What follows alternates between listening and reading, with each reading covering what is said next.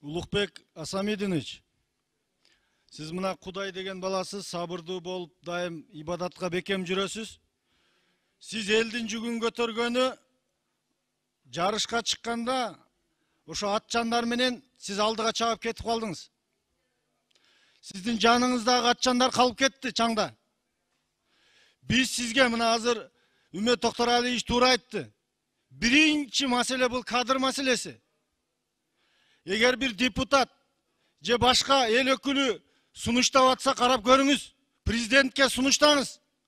Биз эл өкүлү катары мамлекетибиз өнүксүн, татыктуу министрлер барсын. Сууду чече албай мына жерге чейин алып келгендер жоон алсын деп берип атабыз.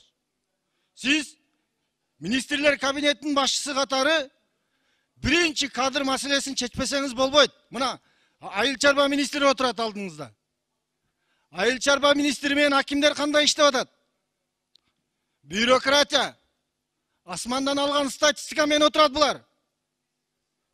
Бир дагы дыйканды чакырып, бүгүн мынаны эгип бер, ушу боюнча мен каалаган сумманы алып туруп, четке чыгарам деп айта албайт булар. Айыл чарба министринин адистери канчадан айлык алат? 6.000, 8.000 айлык алат. Булар жүрөгүн мамлекетке берип иштебейт. Эмне үчүн булардын структура системасы каралбай атат? Сиз мына бирөөнүн айыбын ачыш, өзүңүз жакшы билесиз, хадисте.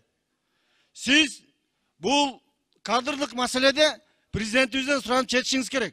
Мына аркаңыздагы жетекчилер катар отурушат. Сиз эмес, ушулар кетиш керек биринчи. Эмне үчүн сизге чейин жеткириш керек суунун маселесин?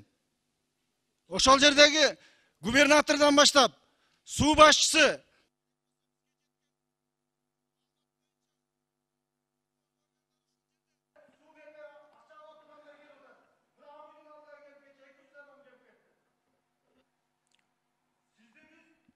Рахмат.